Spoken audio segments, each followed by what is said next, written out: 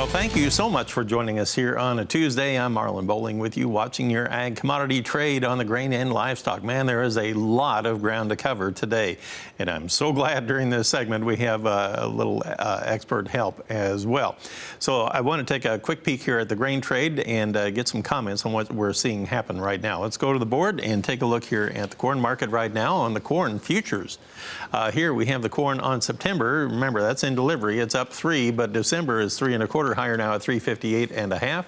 Now we are about 1 1/4 from our high of the opening range here today. The March up 3 1/2.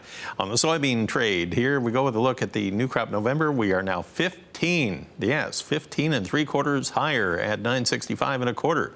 So that is 13 cents off of our earlier low, and right now we're within 2 ticks of our high of the session so far.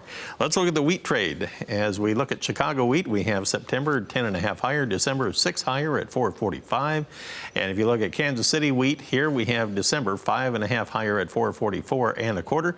And if you look at Minneapolis wheat, right now you have your December contract down 5 1/4 and 626 1/2 as it ignores the trend in all the other ag grains.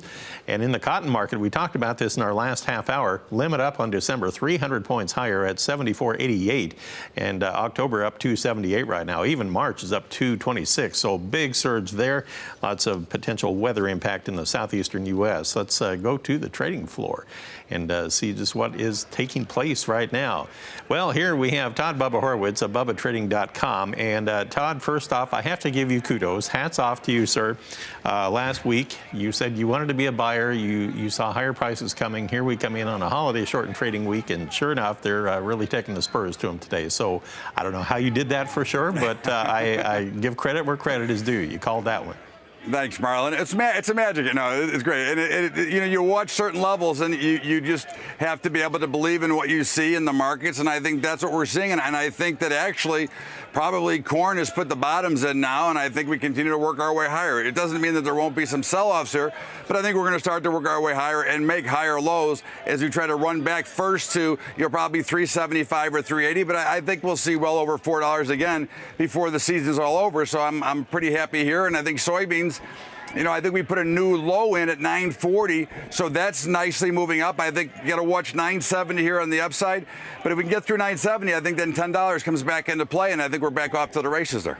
So are we setting up for what they would call, what they would call a contra-seasonal rally then, if we would actually rally into the start of harvest here?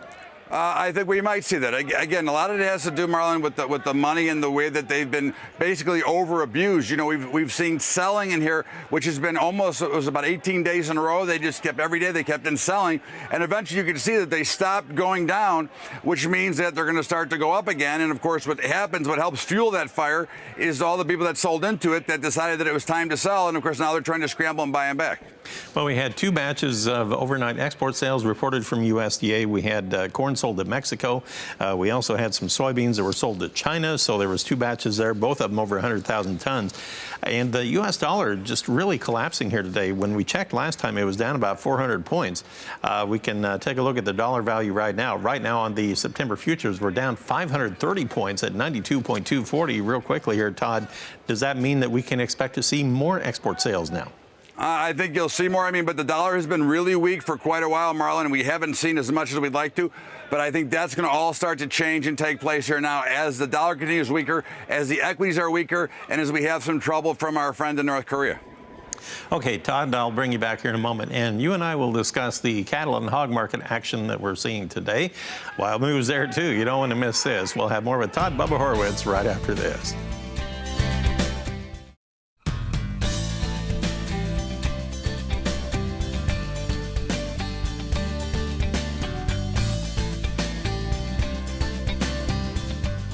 Big moves in that canola market today. I see we're up about $3.50 to $4 in Canadian currency today on the canola trade. So kind of mirroring the action that we are seeing in the soybean market here as we get started on a short trading week. We're talking with Todd Bubba Horwitz, BubbaTrading.com in Chicago. He's positioned himself at the edge of the CME Group trading floor. And I want to talk a little livestock market action here right now. Todd, we talked earlier about the grains and the value of the U.S. dollar really sinking like it is. And last week you were advocating that you thought maybe the grains would be a good buy. refresh my memory. What were you saying on the livestock? Are you a buyer in cattle and hogs? I'm a buyer of everything right now, Okay. Marlon. I thought that cattle around the 105 level, the fat cattle, was a good buy to step in there. And of course, that's where we've been hovering. We've had a couple of runs up, but I think again this morning 104.60 held, and we popped right up. Last I looked, we were at about 105.20. I think we work higher here. I think the feeders 140 is a great level to go ahead and play, and I think they continue to work their way higher. Again, I think that we've seen the worst of the selling for now. And again, anything can change overall, but as it looks right now, I look for considerably higher prices, and I think we have a nice opportunity to run. I think fats could see 112 to 115 without much of a problem, and I think feeders can see over 150 again.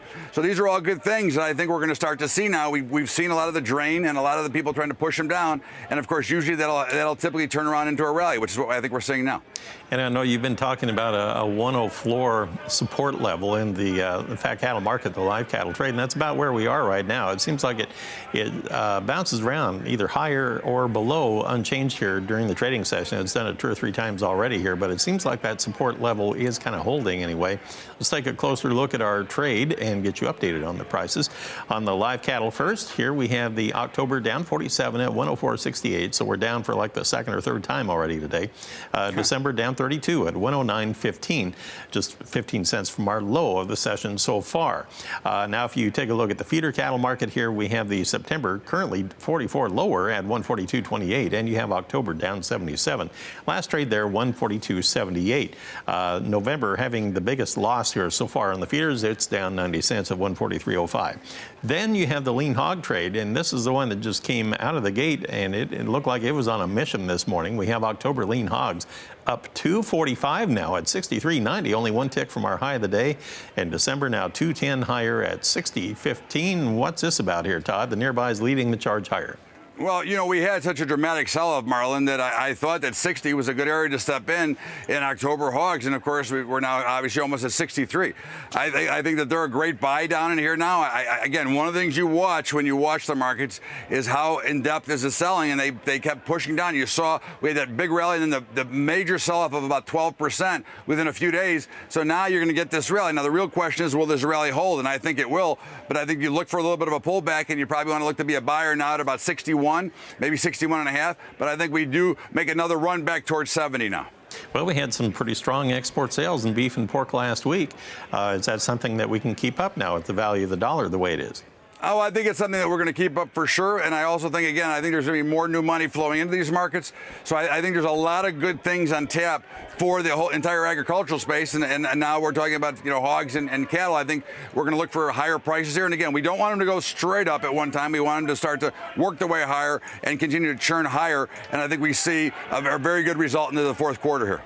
Wow, covered a lot of ground. Thank you, Todd. Appreciate it. Good to visit with you again. Interesting stuff. Todd Bubba Horwitz of BubbaTrading.com in Chicago. Christina, there you go. Analysis on all angles there. All angles. It's always different when you get different analysis, because not everybody can be right. So that's why we offer a multitude. Thank you so much, Markets Editor Marlon Bowling, of course, Todd Bubba Horwitz.